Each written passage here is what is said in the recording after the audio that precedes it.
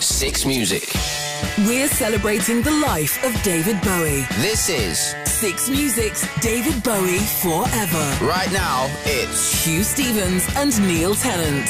It's BBC Radio 6 Music, and my guest is the eloquent, distinguished, the celebrated wordsmith and musician, friend and collaborator of David Bowie for David Bowie Forever Day here on Six Music. Neil Tennant, very welcome to the programme. How are you? I'm very good. Nice to be here and to talk about David Bowie. I wouldn't say he was a friend. Okay. We enjoyed working with him. We had a David Bowie moment in, when was it, 1995 to 6. And it was a very special moment doing a collaboration with David Bowie, appearing on Top of the Pops with him, appearing on the Brits with him. Not many people could say they performed on Top of the Pops with David Bowie. It's incredible. And I'm always chuffed that on the Best of Bowie album, there are, I think, 3 duets. One with Mick Jagger, one with Queen, and one with the Pet Shop Boys. That's a great company, isn't it? We will play and hear a Hello Space Boy a little bit later. But you've chosen all the music for this hour of the programme. And Neil, we started with Where Are We Now? Why did you want to start sort of towards the end of David's musical story? I wanted to start there because this was a moment where people thought David Bowie had given up. There were rumours he was ill, which actually he wasn't at that point. Chris and I were in Berlin, and we have a studio and an apartment there, and we were just about to get the plane back to London.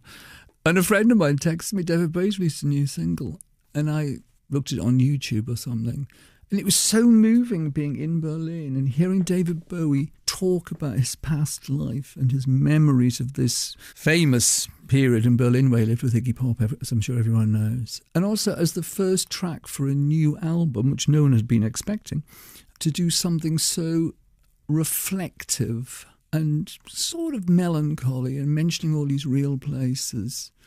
It was really just an incredibly moving moment. And I know other people of my sort of generation felt the same thing because we'd been with David Bowie since Space Oddity, or particularly since Ziggy Stardust and Hunky Dory, that suddenly here he was still making the most beautiful record. Anyone who's a fan of an artist is always thrilled when the artist, after several decades, can still make a really fantastic record, because there's very few artists can actually do that. Mm. So when did Bowie enter your life, Neil? How old were you first hearing him? First hearing Bowie was Space Oddity, which I think was done in 1969. You know, I got out of bed when I was 13 or 14 years old to watch the landing on the moon. Mm. And then also, not long afterwards, there was the film 2001 Space Odyssey.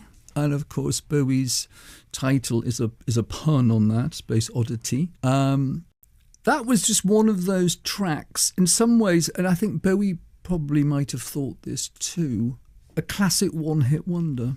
It came out of nowhere, and you wondered where it was going to lead to, because it's such a beautiful arrangement. I mean, I thought West End Girls was potentially a classic one-hit wonder record, because where does it come from and where does it go to?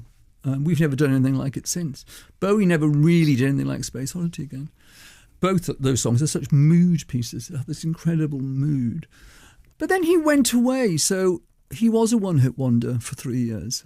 He went to the next record, The Prettiest Star. I don't remember ever hearing at the time. It crops up on Aladdin Sane, but you never heard it again. And then he does this song, London by Tartar.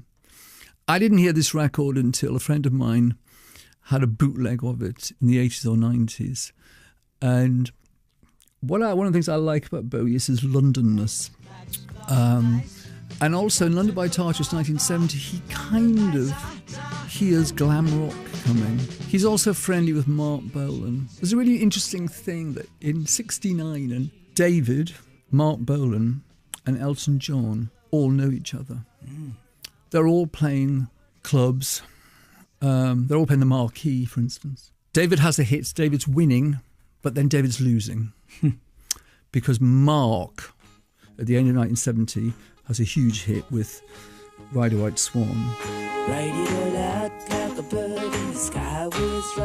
And suddenly he's the biggest thing in Britain. He's the new Beatles. Then Elton suddenly makes it in America. with Your Song and the album with that on, Tumbleweed Connection, all that stuff. This is the sound. And David still hasn't made it. And the drama, Neil, the drama. No wonder you became a journalist. And so David does this record, London by Tata, and he gets Mark Bolan to play. Mark's just started playing electric guitar. Mark hasn't made it yet either.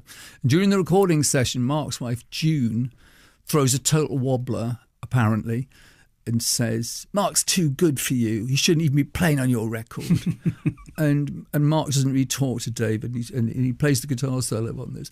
But anyway, I think David kind of feels the glam rock thing coming.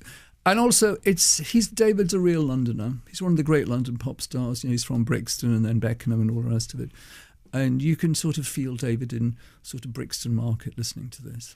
So Bowie then, carrying on, Bowie goes, as we used to say, smash hits down the dumper. But then he, The Man Who Sold the World comes out. I'm not aware of it, to be honest. Some cool people I know say, oh yeah, we knew that record. But I don't think anyone really knew of it. But then he makes Hunky Dory.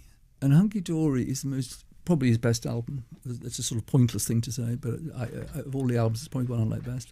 And he appears on the Earl Grey Whistle Test. Mm. My brother and I used to sit up and watch Earl Grey Whistle Test. We were allowed to stay up because it was on like 11 o'clock at night, And the Earl Grey Whistle Test is like January 1972. So this is 2.25 years since Space Oddity, And David's had his hair cut. He's got the short dyed red hair, and he's wearing that sort of spaceman suit thing, the sort of quilted fabric thing. And the camera goes right on him, right on his face, and he sings 5 years. And it's absolutely mesmerising. We had 5 years left to science. And my brother Simon and I immediately become obsessed by David Bowie. I couldn't afford to buy albums. Albums were expensive. I used to get 2 and 6 pocket money a week. So a friend and I used to go into the posh music shop in Newcastle, which is called Windows, which sadly just shut last year. And in the classical department, they had stereo listening booths. You could hear records in stereo. We used to go in after school and say, can we hear Hunky Dory by David Bowie, please? In the stereo booth. And it still brings that back to me when I hear the start of Hunky Dory, just the song changes. It still brings it back to me. And then I went to see Bowie play in Newcastle in 1972, in June 1972, when I was doing my A-levels. The City Hall in Newcastle was half empty. We knew a lot of the songs by then. Ziggy Stardust was about to come out. A friend of ours worked at the RCA factory, which was in the northeast of England. We actually had an advance copy just a few days before it came out. And afterwards, we hung around backstage and got his autograph. And I remember thinking, wow, he's gay. Apparently he's gay. And I didn't think I was gay, but my friends and I, we were all in a theatre group and we were sort of a bit theatrical. And so it was very thrilling being in the same space very briefly with him. Mm. But at that concert, I had never encountered charisma on that level. It's a very difficult thing to describe charisma. And this is in a half-empty hall. When you look out, I know when you look out on the stage, it happened to us once or twice, and you see a lot of empty seats. It's a bit depressing, But he's giving, as we now say, 110%. And he looks and sounds just otherworldly. He's putting on being camp. He's done that interview with the Melody Maker where he says he's gay. This is actually quite a short moment in David Bowie's life, the gay David Bowie moment. And afterwards you get the impression he's a bit embarrassed by it because he wasn't really gay, although maybe he'd had sexual experiences with men. But he obviously realises that's a new thing. Being gay, it's a bit out there. And he goes to a club, which I used to go to when I moved to London later that year, the Sombrero in Kensington High Street, which had a sort of light-up dance floor. You would now think of Saturday Night Fever, but this is several years previously. And I know he'd plugged into this gay thing. And the gay thing in those days, it was before the clone thing of, moustaches and checked shirts. It was when everyone was a bit glam and wearing satin shirts. And I think he must have really felt that was a thing that was happening. And he knew, obviously gay people. And he just kind of wanted to be part of it. And actually, it had a good effect because he used the shock value of it, because to say, I'm gay, in 1972 was really shocking. But also he made a change, even though ultimately he was a heterosexual man. a part of gay history, because he was the first person to really do that. And I want to come back to the queer experience and that part of the story. I want to pick up on London. You mentioned Bowie. Bowie gets a mention along with, I think, Roxy Music in your own song, in New London Boy. Follow the style, plastic and showy. Everyone's dancing to Roxy and Bowie. Well, this is a song from our last album, and I was just thinking about me coming down to London in September 1972 to go to the Polytechnic in North London and study history. And well, my friends and I, we all liked David Bowie, and there was this sort of a Year Zero thing with Ziggy Stardust and Roxy Music. Bowie introduced us to Velvet Underground. I wasn't aware of them before that. Very cool. Iggy Pop. Bowie produces Raw Power, one of their famous albums. So he was my life. In those days, when you left school, what you tended to do was to grow your hair long. You used to get told to cut it and all the rest of it. Actually, I did the opposite. I cut my hair because I thought I don't want to look like a student in loon pants and long hair. And people were quite shocked. And it was because of David Bowie, really. He was a star. And he announced he was a star, and through his management organisation, they presented him as being a star. We were all very impressed. There was a series of articles by Charles Sean Murray in NME called, I think it was Bowie at the Dorchester, where he was meeting the press to talk about Ziggy Stardust. They were serving cocktails. They served a cocktail that was whiskey and peach juice, it said. So we used to go into bars in Newcastle, proving we had a certain amount of courage, bear in mind this is Newcastle, and say, can we have 2 whiskey and peach juices, please? Well, of course, to this day, you won't get peach juice in a pub. But it definitely had an effect that you felt you were lining up with the different people. And when we were at watching at the Newcastle City Hall in June 72, we were tittering at all his various comments he was making, his little in-jokes. And he said, this next song is for all the strange people in the audience. And we kind of felt that was us. Wow. It's all spine-tingling stuff. It's beautiful. Let's talk about the trilogy, the Major Tom trilogy, Space Oddity, Ashes to Ashes, and your collaboration, you're sort of reworking, what do you call it? It's not a remix strictly, is it? It's both of you singing. It's called Pet Shop Boys Remix on the Bowie releases. Yeah. But you're right, it's a reimagining of it, really. When Bowie had his exhibition not long before he died, I think at the V&A, I went to a preview, and when you went in, there was actually a reference to the Major Tom trilogy. And had you heard of this before? Well, we'd concluded the trilogy by Chris's suggestion of cutting up Space Oddity. We'd actually made it into a trilogy, and I said this when Bowie was in the studio. I said, "When Major Tom's back," and Bowie said, "But where is he now?" And I said, "Oh, it's like he's in one of those Russian spaceships they can't afford to bring down anymore." And Bowie said, "Oh, is that where he is?" Oh, wow. And he wasn't being funny. He went with the thought. He went with the imagination of that. That's where Major Tom was. This is ground control to Major Tom. So in Space Oddity, you've got Major Tom lonely in space, like an American astronaut. He's very much an American astronaut, what shirts you wear and all that kind of stuff. And then he suddenly re-emerges in Ashes to Ashes, which I think is 1980. We know Major Tom's a junkie. So you sort of imagine that the afterlife of an astronaut, very famous, world famous even, and yet what kind of life is it? He becomes a junkie. You know, the Russian cosmonaut Yuri Gagarin, he became a huge celebrity and the Soviet Union used him as a celebrity. But in fact, he more or less became an alcoholic and he died in a plane crash. Right. And he's a sort of Major Tom character as well, really. And when I read about Yuri Gagarin later, I thought, oh wow, Major Tom. We know Major Tom's a junkie. And then, of course, he gets this other return to life with Hello Space Boy in his Russian spaceship that they can't afford to bring down. So let's get into Hello Space Boy. Yeah, so in 1995, I went to see David Bowie on his Outside tour. Bowie had made an album with Eno for the first time in about 16 years or something. And I like that album. I still like it. And I went to the show at Wembley Arena, and we were invited. I was with my friend, the writer John Savage. Bowie very much liked John's book about the Sex Pistols, England's Dreaming. We were invited backstage. There's a picture of me with Bowie, and I look really thrilled, actually. First time meeting him properly? We were in the same room as him once before, but we didn't meet him. And I said to him, you have this great song on your album called Hello Space Boy. Why don't you, why wasn't it a single? And he turned around to the guy, his PR guy, someone next to him, because he was meeting all these guests, and he said, "See?" And he said, "Well, maybe you guys should remix it for me." And I said, "Yeah, oh, wow, I thought we probably could, yeah." And anyway, I didn't think much more of it, but actually a couple of days later, the phone rang and someone said, "David Bowie's going to call you in 2 minutes." And I said, "Oh, okay, amazing." And anyway, I had some friends over. And I said, "When the phone rings, answer it, because it's going to be David Bowie." And a friend of mine answered the phone and said, "Oh, hi, hello, who can I say speaking?" He goes, "It's David."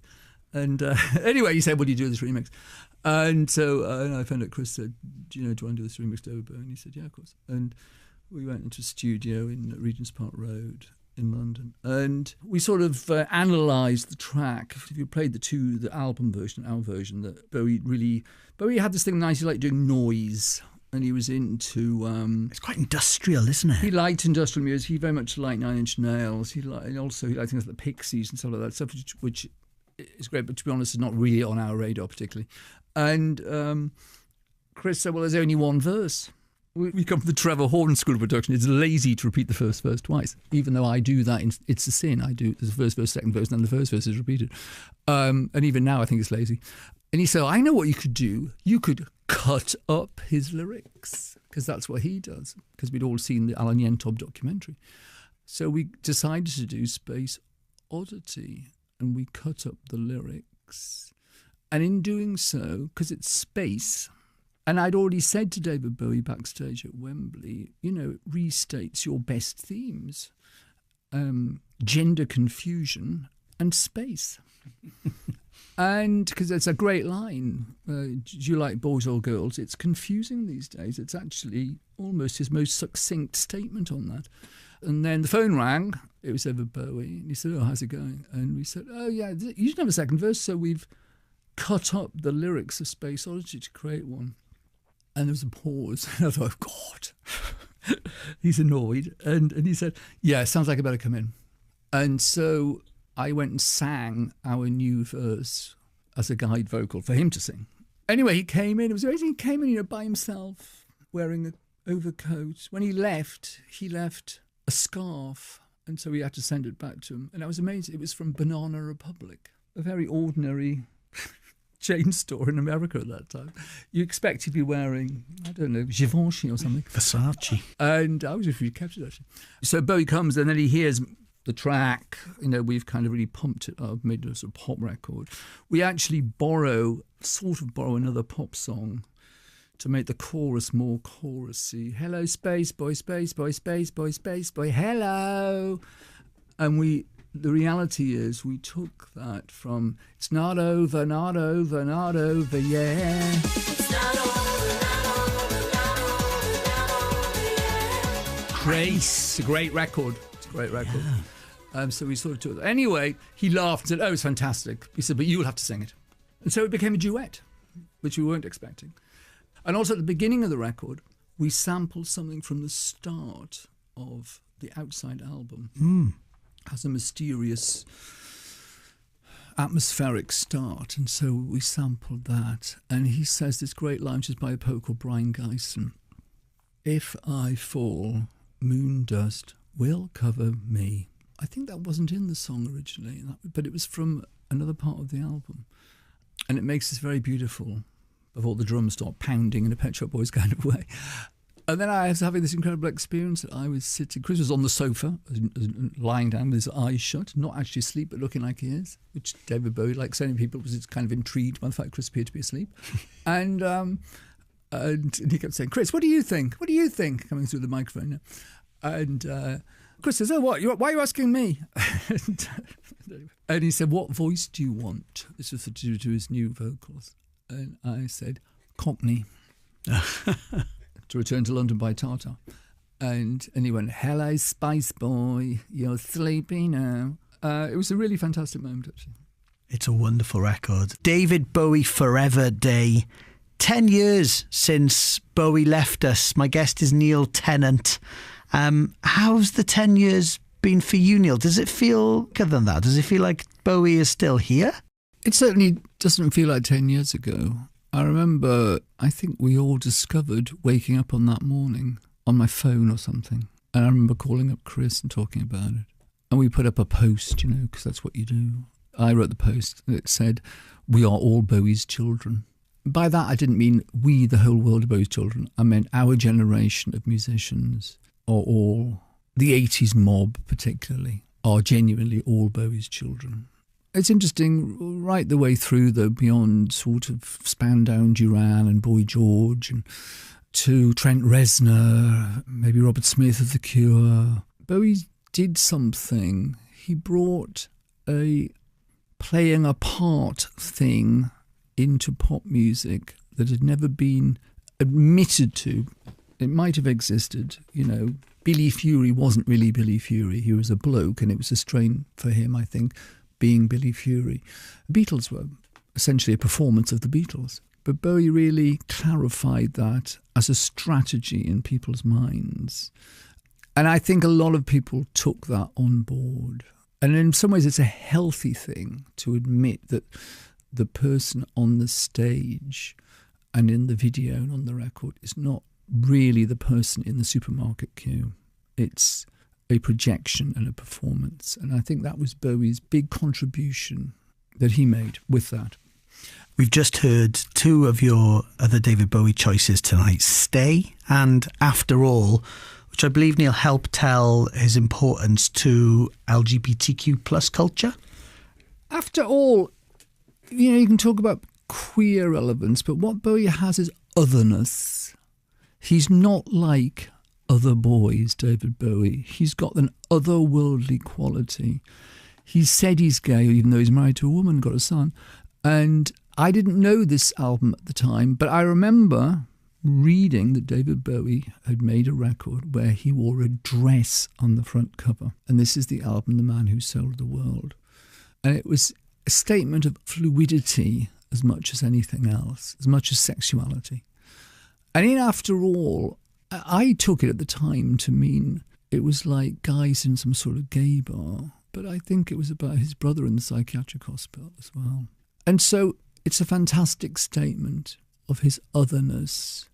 We're just taller children, that's all. And I've always thought that the centre of creativity in oneself lies in one's childhood. And the further you get away from your childhood, the further you get away from the core of your creativity. When you've got no embarrassment about playing, because making a record is like playing. Let's just play together. And I know when Chris and I make music, it's sort of like that. It's fun. It's sort of a game as much as anything else. And it's definitely rooted in our childhood. And as Bowie says in this song, we're just taller children, that's all. And I sort of think that's quite an important statement. When you got to London, Neil, was David thought of and spoken about by the queer community as a torchbearer, as a hero, as an idol? Remember, queer in those days was an insult. So no one said queer. That's a relatively recent adoption. Yeah. You would say gay in those days. I wasn't. I had friends who went to gay clubs. I occasionally went to them. I didn't consider myself to be gay. I had a girlfriend. But I was sort of curious, I suppose you would say. In those days when most of the world was what we would now call homophobic, to go to college, if I turn to the fact that I got my hair cut rather than grown when I went to college, people would have thought that Bowie was a puff. And that if you associated yourself with Bowie, you were a puff as well. Because he wore makeup. And this was regarded with suspicion. In 1972, In 1973, all this changed, and Bowie, after Gene Genie was a big hit, and became mainstream, suddenly lads in Newcastle would be wearing makeup. And it was funny that you had this moment where these very straight lads would be wearing makeup because of Bowie, as he's always known in Newcastle. But so as to the queer community, I wasn't part of a queer community. I had some friends who were sort of gay and other friends who weren't. And what we liked was the otherness. What we didn't want to be like is like everyone else. And in the song Being Boring, one of the friends I shared a flat with died of AIDS, 15 years later, or however long that was. And we were never being boring. We didn't want to be like other people. And we got that. That was, David Bowie reinforced us in that desire. And also, so did Rock's music, and so did Lou Reed. Of course, Bowie produced the album, Transformer. Lou Reed's big kind of camp song cycle about New York. Little Joe never once gave it away. Everybody had to pay and pay. A hustle here and a hustle there. New York City is the place where they said, hey babe, take a walk on the wild side. Where you were in the early 70s, the big films were Clockwork Orange, Cabaret, huge influence in this era. If you look like Susie Sue in the late 70s, she's fundamentally dressed as Sally Bowles, as Liza Minnelli in Cabaret. Everyone wants to be decadent in 1973. The Damned by Visconti. People want to be sort of the glamour of decadence. In that respect, then, Neil, was Bowie like a friend who'd back you up? No, he was never going to be a friend because he was otherworldly. He was a sort of god, that you could only aspire to, really. He was more of a religion than anything else. There's always a thing with Bowie that he changes all the time, and he does do that for the first 10 years or something. And, you read in the NME that Bowie, who was touring America with Diamond Dogs, his amazing theatrical statement, which influenced our performance tour many years later, and was now doing soul music. And in fact, there was posters around London for young Americans that said David Bowie's first disco album, because in 1975, disco is a very new thing. Right. At this point, I've got a friend at the London College of Fashion, so I hang around with him and people from there, and they all like soul music. They all like Love's Theme by Barry White. They all do The Bump. Then Bowie's making a disco album. So we all get, the day it comes out, we get Young Americans, that beautiful picture on the front cover. And we immediately think, it's not disco. There's one disco track, actually, 1984, towards the end. They'll split your pretty cranium and fill it full of air. Tell you that you're 80, but rather you won't care. It's sort of soul. But the second track, Win, is, what they used to call blue-eyed soul. It's very, very, very beautiful. And it's the production and the sound and the backing vocals. Remember, you got Luther Vandross singing on this. Ava Cherry, who appears with us on television several years later. And it's sophisticated. And we are all, at this point, this is 3 years after Ziggy Stardust, but only 3 years, we are all now trying to be sophisticated. Not so much otherworldly as worldly. And we feel this is a very sophisticated album, because it is.